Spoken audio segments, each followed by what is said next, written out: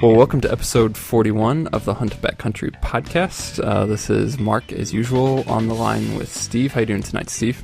I'm doing good, man. Hanging in there. It's things are full bore right now. You know, early July. It's myself along with everybody else. Seems like it's time to get ready. Yeah, for sure.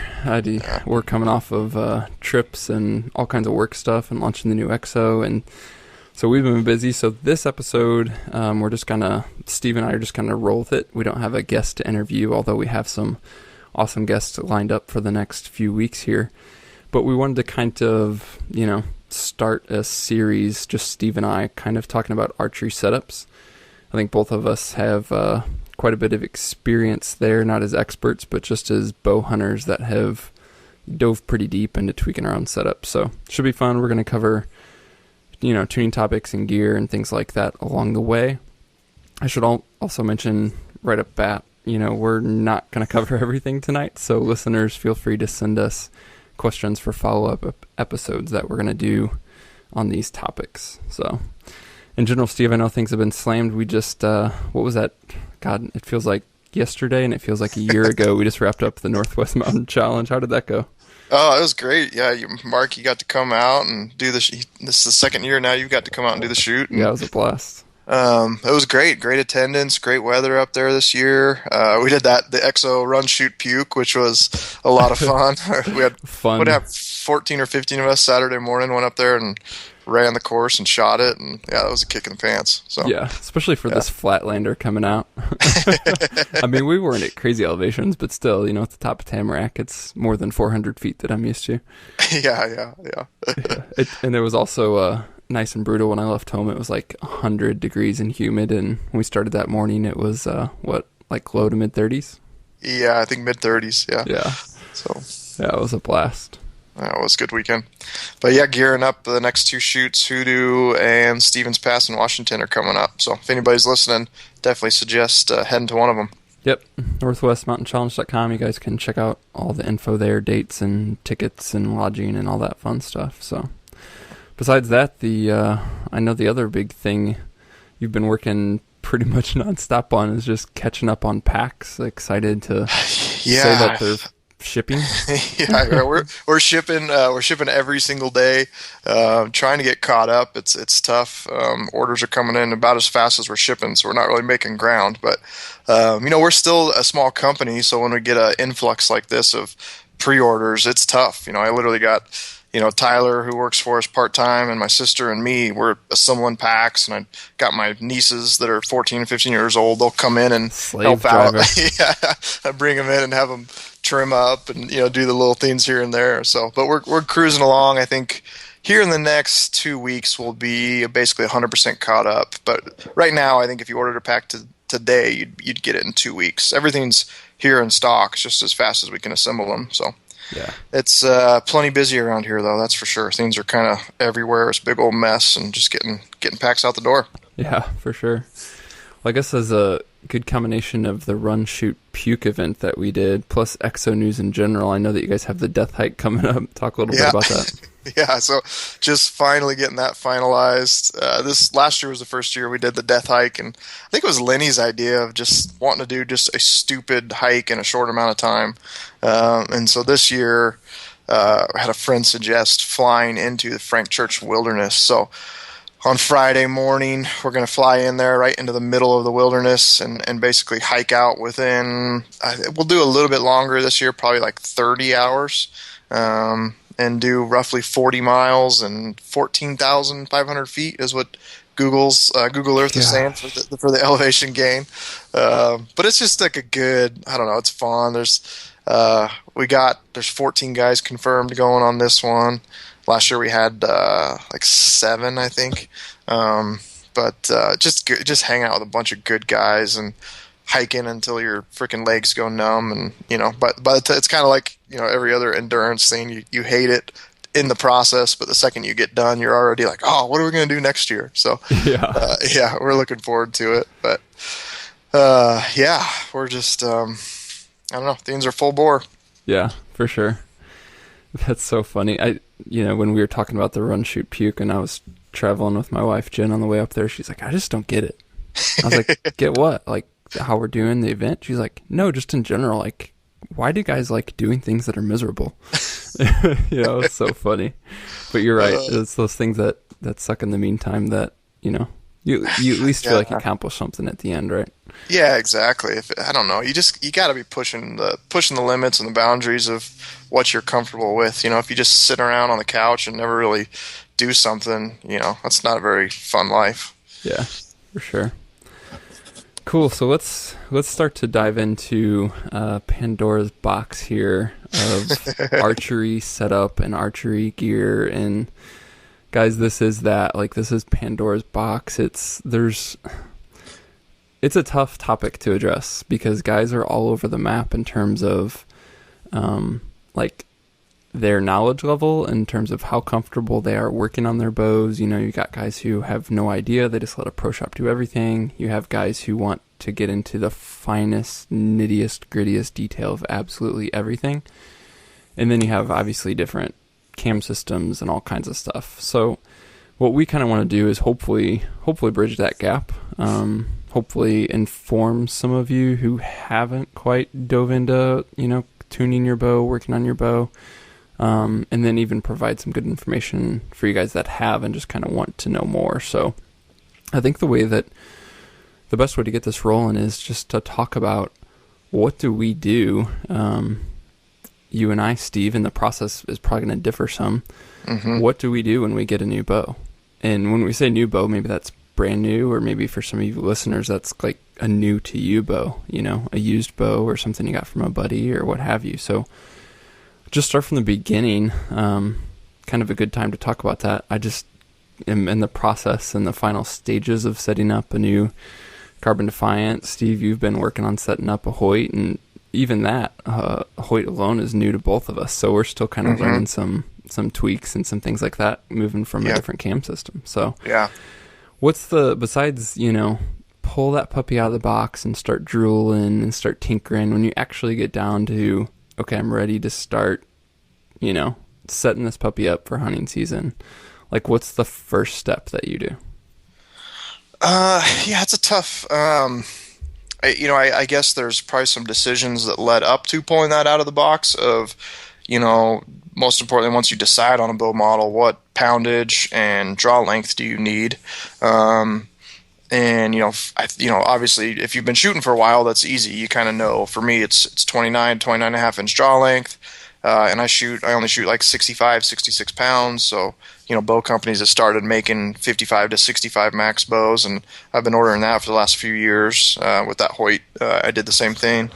So once you have that decision, which, draw length is it's a little bit of trial and error, but, you should be able to go to an archery shop and draw them back and have somebody kind of look at you and making sure that your anchor point and your bow arm and everything's looking correct. And then poundage, I think a lot of guys tend to try to, it's kind of nature of a man is, more is better.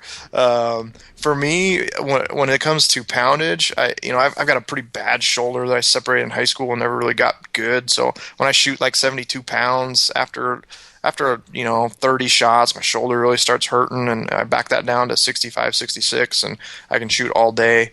But I think a good measuring stick is, one, pretend like you're shooting down a really steep hill, because you lose a lot of strength in that direction, and just stand up on a chair, or maybe something more stable than that, but just point the bow down at like a 45-degree angle and make sure you can draw it back. And two, make sure you can draw back sitting on your butt. Those are two very realistic hunting scenarios. Because it's down at the range, I could pull back 80 pounds if I do what a lot of guys do and point the bow up to the sky and do this big old movement. But it's pretty often in the field, you're not going to be able to get away with that kind of movement. You need to be able to kind of slowly put the bow right where you want to, right on that deer, and just really slowly draw back. So, you're not going to get caught moving. So that would be my determining factor for how much weight I would shoot. Yeah, that's a good tip for sure. I always recommend the seated one, even in a chair, but even on the butt is a huge one too, because that's going to decrease sort of your leverage additionally, even compared to sitting in a chair. Yeah. But for sure, I mean, if you're having to, if you're having to really grunt at all to get that puppy drawn back, or you're having to, as you mentioned, kind of start pointing it to the sky, and you can't just draw level and comfortably at different angles, you should probably rethink your draw weight. And in terms of draw length, what you mentioned, and we'll probably be doing this along the episode, I'll mention this, but I've in the past, in years past, I've written quite a few articles on a bunch of these topics, so we can be sure to include those in the show notes. I know that I have some good stuff for you guys who are at home, just on measuring your draw length and like 3 or 4 different ways to do that, and you can do all of those at home and then average them out and get a good idea. So yeah, for sure. Yeah. That's good considerations. I guess the next thing, I mean, outside of picking a rest and a sight, quiver, and a stabilizer, which, every one of those is a whole can of worms, could be an episode just on sights. You just got to narrow that down, but probably the next really important decision would be your arrow and arrow spine. You agree? Yeah, for sure. Yeah, that's again, man, it's such a can of worms. Yeah. Let's get to that. Here's what I was thinking in terms of, getting the bow. And this shouldn't be a big deal if this is a new bow out of the box. Although it's worthwhile checking, and I always just check the measurements, meaning like every bow has specs, right? Like your brace height should be this, your axle to axle length should be that. This is especially important for you guys who are picking up a used bow or something that somebody's maybe tinker with, is actually check that those specs are true. So if you know that this bow model should be a 7-inch brace height and it's, more than like a 1/4 inch outside of that, you should probably, before you start digging into like paper tuning and all kinds of stuff and potentially running into trouble, you want that bow to be as close to spec as possible. And so I just throw that out there more of a warning, especially for you guys picking up used bows, that if that's not right, if you don't know how to get that in spec, you need to kind of find somebody who does. So, and then the other thing, I think just pulling a bow out of the box, I'm always so anxious to get it fully set up and do all those things that you just talked about, Steve, and slap a sight on there and, a rest and a stabilizer and just get that puppy ready to go. But I think there's something to be said for just shooting that bow a little bit, just getting used to it. Like it's technically true that strings can kind of settle in a little bit. And so, I'll pull that bow out and try and get a rest on there and a D-loop on there. And neither of which are like fully fine tuned, but I just want to be shooting that thing a little bit, get like 50 shots into that, make sure things are, kind of broken in, if you will. And also that I'm just more used to the feel of this new bow, especially if it's something different. Yeah, I couldn't agree more. That's the first thing I did when my bow showed up this year, was slap a loop on it. Didn't even put a peep sight. It threw a rest on there and took it home and shot, 50 plus arrows at just at 5 yards, just right into the bag target. Because the servings will kind of settle into the string track or the cable track. Things will kind of settle in. And then from there, I would, start to do any kind of tuning. Yeah. So when we start with tuning, where are you starting? So at this point, like you just have a rest and, your loop on there. So you're starting your tuning process with your rest? Yeah. This is a tough one. I've shot elites for the last 10 years and I was pretty good at setting them up because I'd done hundreds of them.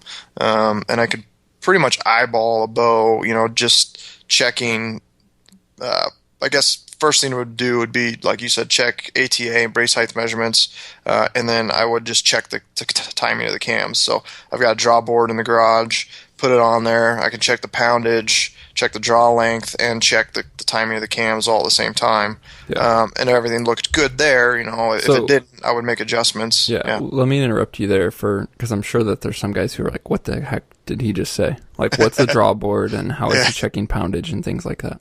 Gotcha. So draw board, that still blows my mind that some bow shops don't have this, but it's something I literally just built out of some 2x6s and a couple horses, saddle horse, or what would that be called? Sawhorses. Sawhorse. There you go. Yep. and then I've got a boat winch on it I bought a closet dowel rod, like a 1-inch dowel rod, and I drilled that hole in one end of this 2x6. So it's like this 2x6 that's 7 feet long. So on one end of it, this closet rod, which is basically your grip. On the other end is a boat winch with a scale attached to that. And it's a really accurate digital scale. It does like, tenths of a pound. And then I've got a little clip that I clip into the D-loop. So you basically, pull the cable out, clip it in, and then I can just slowly crank that back. As I'm cranking it back, I'm watching the scale, and it's, you're going to see the draw force curve. You can plot the whole thing out right there if you want. And every bow cam system's a little bit different, but, one thing I'm looking for is make sure that there's no peaks in the back end of the draw cycle. I just want a really nice smooth cam that hits peak weight, in that first 6 to 10 inches, and then really just kind of holds that steady and tapers off into the valley. So I'm checking that, and I also have basically ruler marks on that 2x6 for draw length. So as I get back and I'm watching the scale and it drops down, or I can tell it dropped into the valley, then I start checking and wait till you hit the stops on the, Hoyt would be the cable stops, on Elite would have been the limb stop. Wait to hit the stops, and there there's your draw length, there's your holding weight, and then from there I'll back it off a little bit so the cables aren't hitting the stops, or limb stops aren't hitting, so you're not changing how the cams, because you could kind of torque them, and then that's where I'm going to look at the cams and get them timed up. So with Hoyt, it's been a whole new learning process. I haven't worked on Hoyt in a long, long time. I actually had a friend come over, a guy named Charlie, helped me kind of go through it one day, just learning. He's been shooting them for a long time, so learning some of the ins and outs. And I still got a lot of work to do on that for sure. But that would be kind of my number one thing. So if you're at an archery shop, I would definitely tell them to make sure they get it on a draw board, check the timing of the cams and everything, because you want to make sure the bow is what it's supposed to be before you start doing anything of moving a rest and stuff like that. Yeah, absolutely. Yeah. And again, a draw board is something that I actually have a tutorial on. If you guys are interested in building one, we'll link to that, just so you can get a better picture of what it is and how to build one. And probably for $50 you can build a draw board. And mine's, I can break it down, it's portable, and it's incredibly handy to have for everything Steve mentioned. Something that's come in really handy is sometimes bows, I am around a 30-inch draw, and just because a bow says it's 30 inches doesn't mean it is. And so even for things like fine-tuning draw length, I literally have on my draw board, just from experience, like, here's where my draw length feels best, and I have that marked on my draw board. And so I can pick up a new bow like this Hoyt and go, really, where's this thing landing at full draw, and do I need to tweak that draw length and minor levels? And then everything you mentioned, my Defiant, for example, the top cam was a little behind the bottom. And so it was really easy for me to see that on the draw board, make one little twist change in my cable, and get things rolling. So they're absolutely invaluable if you're going to at all dive into really tuning your bows. Yeah, and I'll do a little caveat here. I highly encourage people to do this. It's actually what started SNS Archery, or why I started SNS Archery, was if you go to a bow shop, if you got a guy that you really know well, but if you're just kind of Joe Schmo walking in off the street, they're running a business, and there's going to be some that do a great job, but I want to say in general, it takes hours to really go through and fine tune a bow and get it shooting as good as it can. And, they just they've got 15 bows on the rack that they got to get through. So they're going to kind of give you the base level, get you close enough. And I think it's really up to the individual. And I think it's worth the time and investment to go buy a press and a draw board and start doing the stuff yourself. Yeah, absolutely. Cool. So let's say, I guess getting back, we were kind of starting to talk about the tuning process and the rest. Let's say that we get the bow on the draw board. Let's say that things are looking good in terms of overall timing, synchronization, draw length, etc.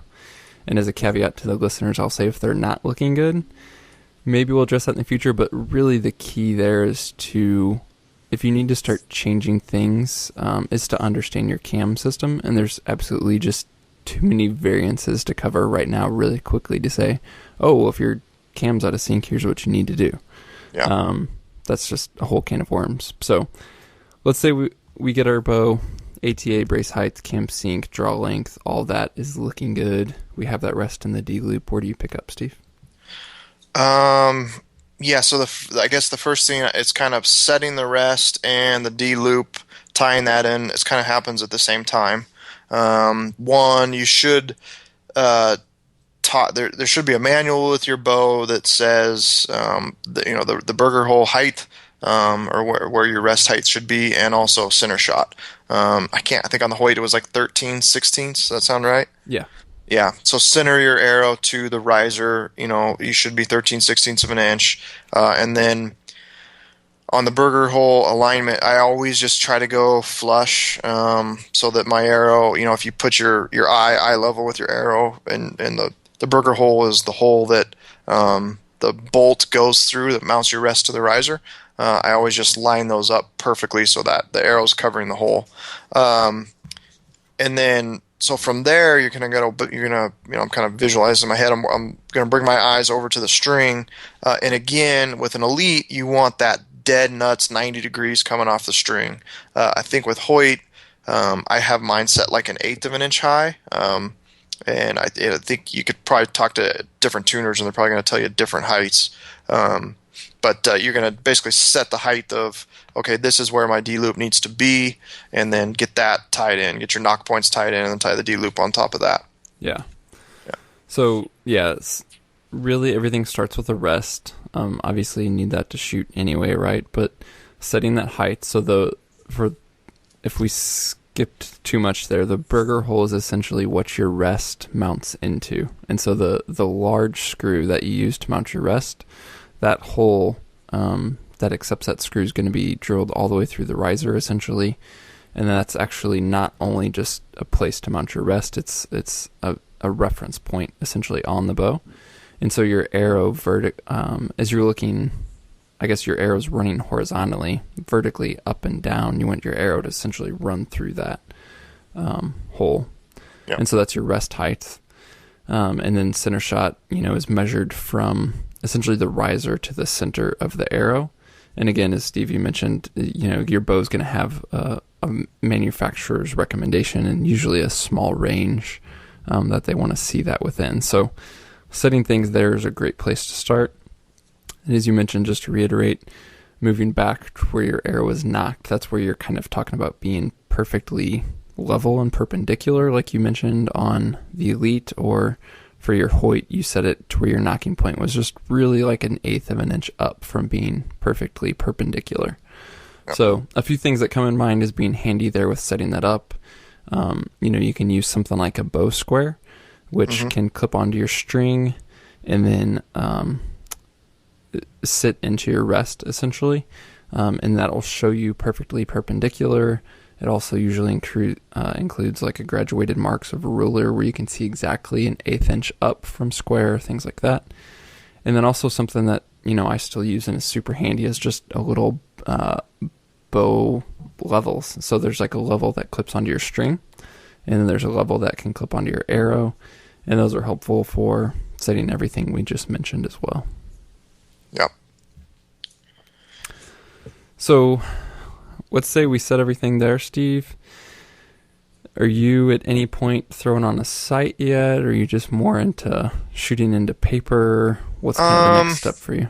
Yeah, I would probably slap my sight. I would probably get the bow set up how it's going to be set up, like ready to go hunting.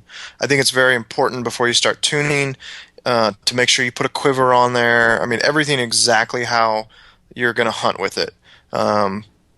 The biggest reason being is, throwing a quiver on there, you're going to torque the bow and hold the bow differently than without a quiver on there. And if you're a paper tuner guy, which we'll get into that subject here, I'm sure, very shortly, that's going to give you different results because there's going to be just slightly different torque applied to the bow. So I would get everything set up, and probably I'd go one step further. I've already ran like 50 arrows through it. I would take it home and just shoot it for a week or two. That's personally just kind of what I've been doing the last few years. So with And all the gear and quiver and yeah, everything on, but just not, super fully tuning it yet. fully set up, but I'm not super tuning yet. And just go shoot it. I've at this point, I guess for me, I've eyeballed everything, so it should be pretty close. And I'll just, like I said, I'll shoot it for a week or two. I'll throw some broadheads on there, just kind of randomly see how they're flying at 20 yards. Oh, you're brave. uh, and like with my Hoyt this year, I was getting a pretty good kick. I was still shooting field points, plenty accurate, but I could see my arrow kind of kicking in midair where the fletching seemed like to be kind of going high and right of the field point as it was traveling down range. So I knew once I went back to go tune some more, I had some work to do. But frankly, like an Elite in the past, I could pretty much just eyeball it, go home, shoot it, everything, shoot broadheads. If everything was looking good, I called it quits with that. I didn't do anything further. That's so meaning and this is so I'll say this. I mentioned on Instagram and Facebook and other places today that we are going to be recording these episodes, and basically left it wide open in terms of what bow related questions do you have, and probably 5-1 all of the questions were related to paper tuning. And so one of the questions was paper tuning, does it even matter? That was literally what one of the people said. And so you're saying in the past, if you eyeball it and things are flying good, you didn't even do it? Yeah, there's going to be a lot of guys that would argue with me, but I think paper tuning is a waste of time. I haven't done it. I did it on the Hoyt this year. That's going to make a great quote, by the way. Deep spec, paper tuning is a waste of time.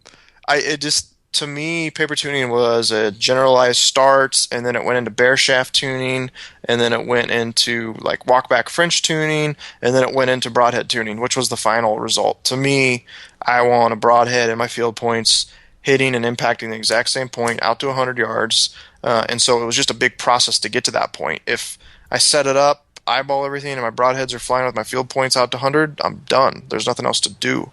Yeah. I think some guys would argue that, well, no, broadheads shouldn't fly with your field points, because the aerodynamics change and yada yada yada. You could get into this so in depth if you want. Yeah. As long as they're flying together, the bow is shooting better than I can possibly shoot. I call it good with that. Yeah. Okay. So I'll concede on that point. That's a good point. So yeah, I mean, my answer to that guy would be, does paper tuning matter? My answer is just like yours, Steve. The end goal is that broadheads fly well. What matters in the field, meaning that I'm accurate with broadheads, because that's what I'm going to be hunting with, and that's what's in the field. That's ultimately what matters. So, I mean, as you mentioned, sometimes you can skip a lot of the tuning processes.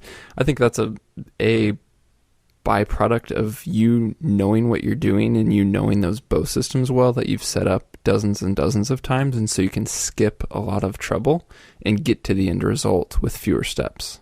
Yeah. That's wonderful for you. I think paper tuning is incredibly helpful in several scenarios. One scenario is where these guys are learning, they're trying to understand what effects does center shot have, what effects does arrow spine have, what's really happening.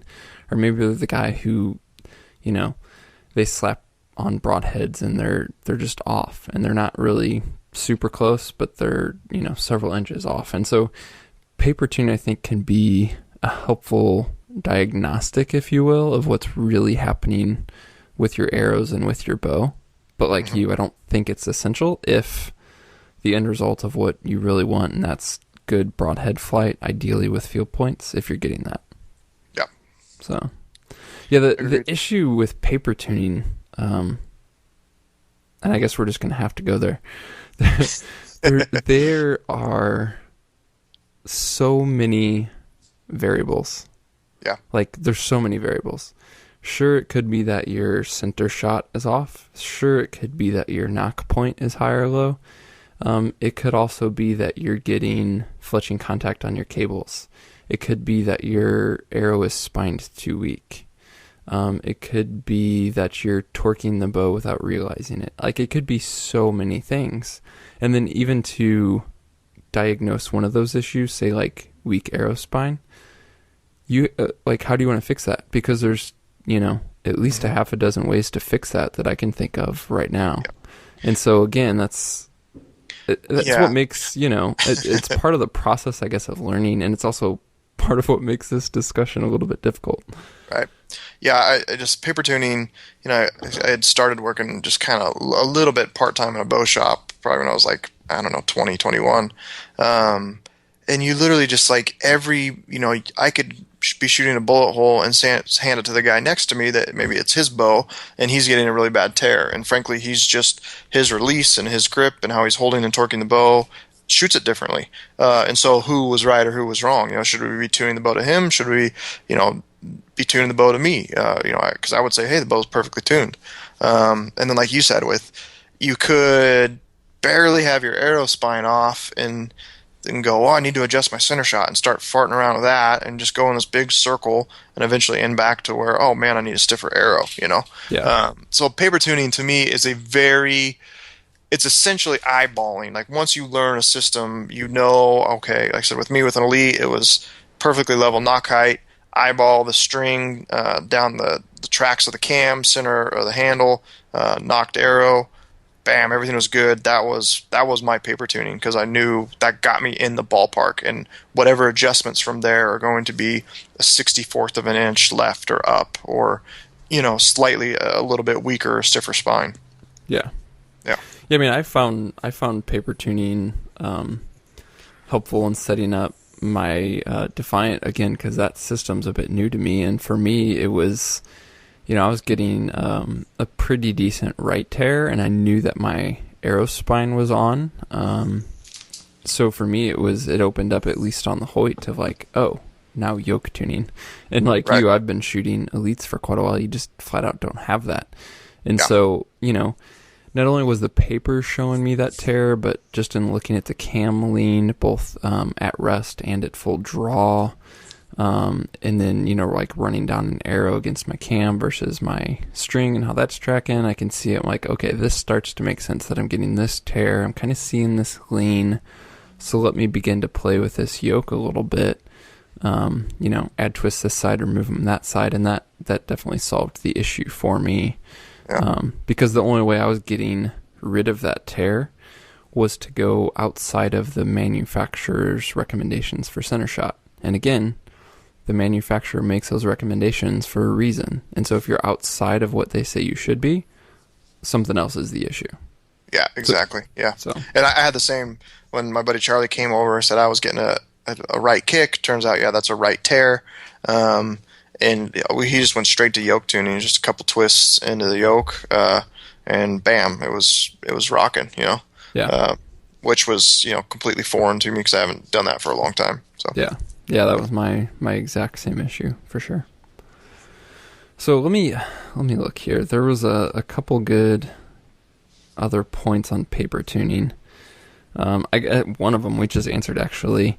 Someone was asking, if a bow won't paper tune, would you reset your rest back to the proper center shot instead of leaving it where it had the best paper tear, even though it wasn't close, meaning close to what was recommended? Yeah, I would try to stay within the recommended center shot, as I just mentioned, as much as possible, and look for another issue. Could be yoke tuning if you have a yoke. If you don't have a yoke, maybe it is, as we mentioned, arrow spine. Maybe it's you torquing. Even one of the first things I did on this Hoyt, just because it was, new to me, the first thing I did when I saw that I was getting this paper tear and I knew that my arrow spine was on and the center shot was set where they recommended that it would be, the first thing I did was pull the Hoyt grip off and shoot off the riser. Because the Hoyt grip, the wood grip that comes on it, feels different to me than the skinnier Elite, and the angle is just a bit different. So I thought, maybe this is me. So the first thing I did was, let's make sure it's not me torquing the bow because this grip's different. And I pulled that sucker off and shot off the riser. I happened to get the same issue. At that point, I knew it was something else. So as you guys can see, there's a bunch of process of elimination. Yeah. And I think that's kind of back to the point of, if you don't have to paper tune, maybe that's a good thing, because you could be getting good downrange broadhead flight and maybe not a perfect tear, and you can drive yourself absolutely crazy trying to get both. Yeah. The one problem, another problem with paper tuning too, is I guess if you're doing it at that 3-foot range, is you're not, if there is just any slight inconsistency that is going on in the bow, but it's going to self-correct, it's showing up, but you're not allowing it that time to correct. So I guess there's some guys that would paper tune at like 10 yards. Yeah. I guess that would be the next step from there to work on fixing that. But again, it is kind of like the paper tuning at 3 feet is just like your very base level. If a guy calls and says, "Oh, I'm getting terrible broadhead flight, but I paper tuned," I'm just like, "Your bow's not in tune," and he's like, "Well, no, it's paper tuned," and like that's really like the 1,000-foot level of your bow being in tune. Yeah. So I don't want to move on with something that we've mentioned a bunch of times, and that's arrow spine. Let's just talk a little bit about that, Steve, especially for guys who are newer. Even in overhearing conversations, I hear a lot of misunderstanding about what arrow spine is and why it matters. Could you kind of talk about that?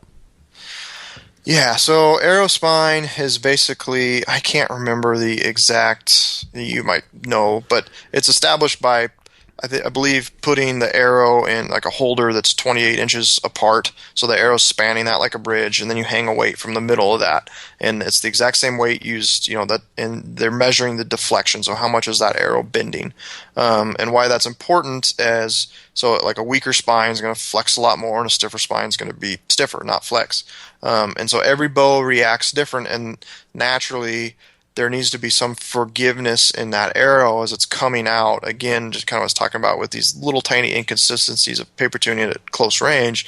The arrow needs to absorb kind of all the different things going on as the arrow's coming out of the bow.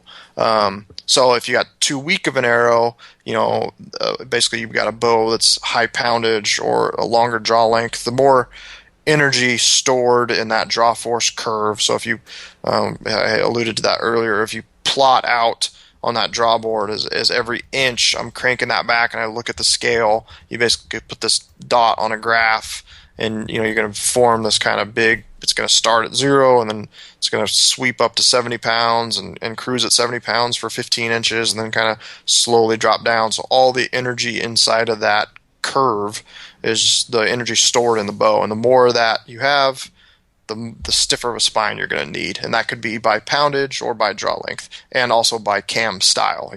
A fast cam is going to store more energy than a slower smooth cam. Yeah. Kind of rambled on there, but it's no. So, I mean, it's essentially what matters, and basically there's published recommendations. Every arrow manufacturer has them. And at the least, they're going to look at your draw length and draw weight at the very least. But then there's so many other factors that come into play. Yeah. So, for example, if you have a setup where your bow is indicating that your spine is weak, you could resolve that a bunch of different ways.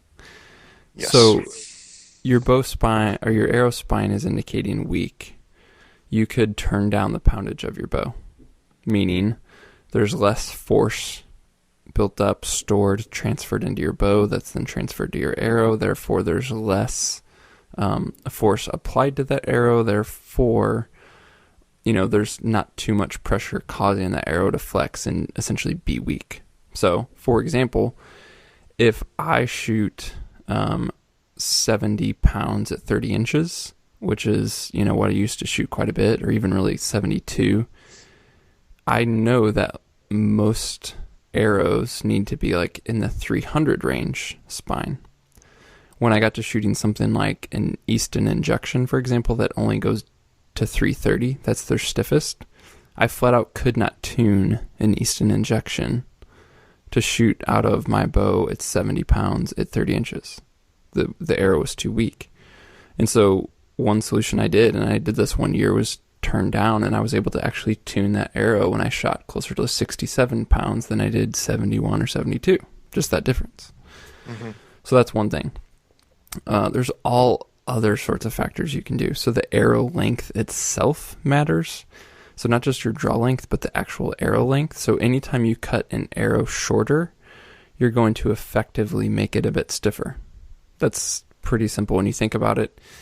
If you think about a piece of material that's 6 inches long and sort of doing that bridge span that we talked about and putting a weight in the middle, it's going to flex a little bit. If you took that same material with that same rigidity and made it 6 feet long and hung something from the middle, it's going to sag a lot more because there's, more length there. So anytime you decrease an arrow length, you're effectively making it a bit stiffer.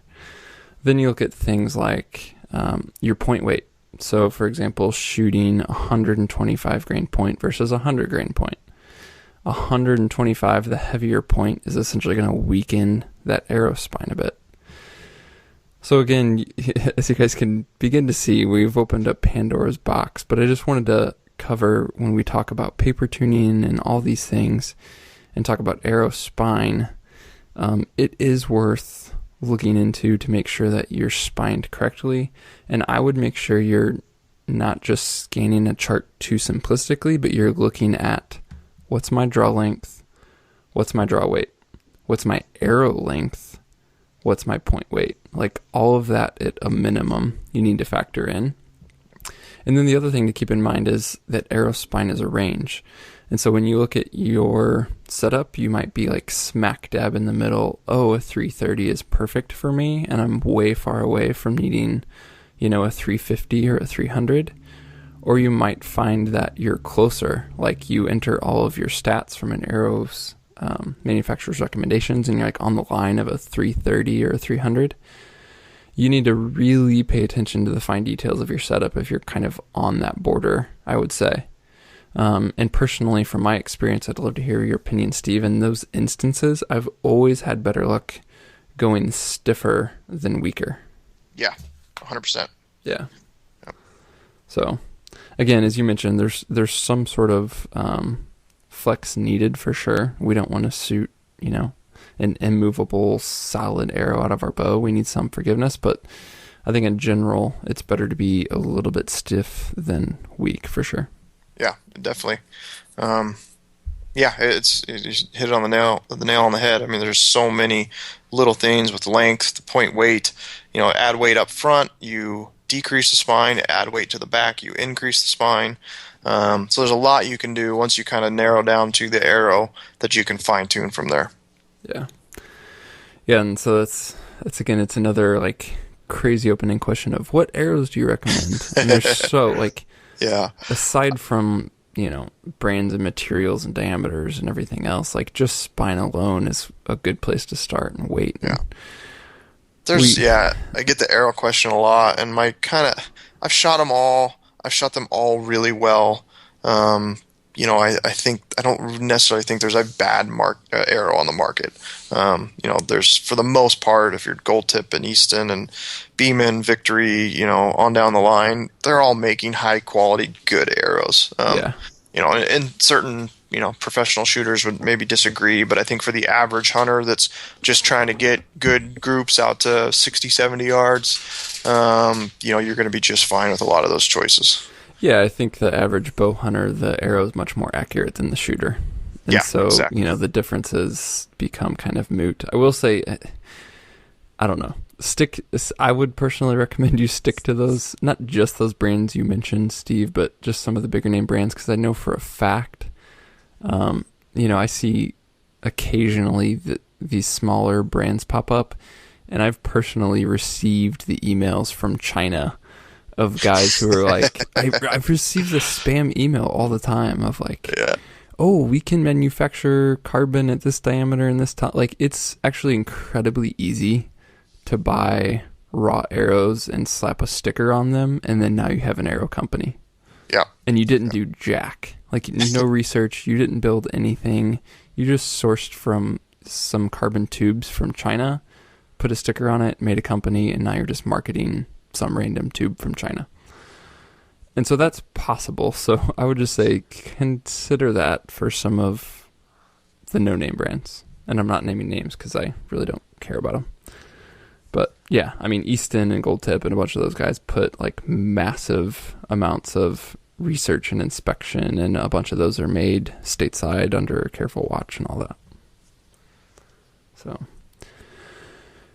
So yeah, that's it. So paper tuning, I don't even know. I mean, I guess if you guys want to be super geeky, there's all kinds of things you can do. We kind of mentioned, bare shaft tuning, modified French tuning, all kinds of things. The only other one that I will occasionally play with is walk back tuning.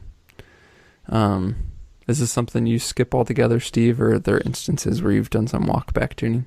Like I said earlier, I've skipped altogether probably for the past, I don't know, quite maybe 10 years, but 8 to 10 years. I've been just lucky with the elites. Definitely with the Hoyt, I know I need to kind of start back at the basics and work with it. So, Grant, I only got 2 months left before hunting season kicks off. I need to start getting it figured out. Yeah. But I guess for me, when I was really digging into stuff 10 years ago, bare shaft tuning at 20 yards seemed to be my favorite. That really showed any little tiny inconsistency, and you have to have everything to shoot consistent groups at 20 yards with no fletching. Your arrow spine has to be perfect, bow has to be perfect. You have to have perfect shooting form. There is no forgiveness there. And unlike paper tuning at close range, a little bit of torque could lie to you until you're getting a good tear. At bare shaft tuning at 20 yards, just that it's not going to happen. You're going to miss the target by 2 feet. So yeah, nothing covers it up. Yeah. That's what was my go-to. I've messed around with walkback tuning and French tuning and all the other methods. Never really did them that much. Like I said, in the end, it always came down to all these steps that led up to me broadhead tuning. And even if if I was shooting perfect groups at 20 yards, bare shaft, my broadheads were dialed and good to go. Yeah, and there was nothing past that, I guess. Yeah. I think walkback tuning is something that I've found helpful previously, just because it's really accessible. It's easy to do. Like bare shaft tuning takes some research, and you have to have bare shafts handy that are equivalent to the fletch shafts that you're using. Like all kinds of stuff go into that. Walkback tuning, for those of you guys who are unaware, is pretty dang simple in that you want to take a fairly large target, if you have one as large as it can be, and essentially get a plumb line down the center of that target. You can use a level and just tape a level piece of tape. I usually use bright blue painter's tape down the level, down the center of the target. And then essentially you want to start at like 10 yards, 20 yards, and use your top pin and just shoot at a top point. Then you're going to literally walk back like in 5 or 10 yard increments. You don't want to use your 30 yard pin or your 40 yard pin. You're going to continue to use your top pin. You're also going to continue to aim at the same spot at the top of your target. Naturally, your arrows are going to fall down vertically as you move back, but that's okay, and that's actually exactly what you want to see. So what you want to see is your arrows falling down the target vertically, but in line with that plumb line that you're aiming at. And you can begin to see if you have any issues, if the arrows continually, like at 20 yards it's on, at 25 it's on, at 30 it's a hair right, 35 it's starting to go more right, on down the line until you're shooting at 60, and you can literally see a pattern of, all of my arrows are drifting to the right.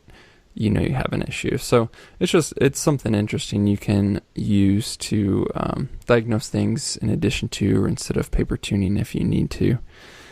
The other thing I think is interesting, Steve, we're kind of at the same point.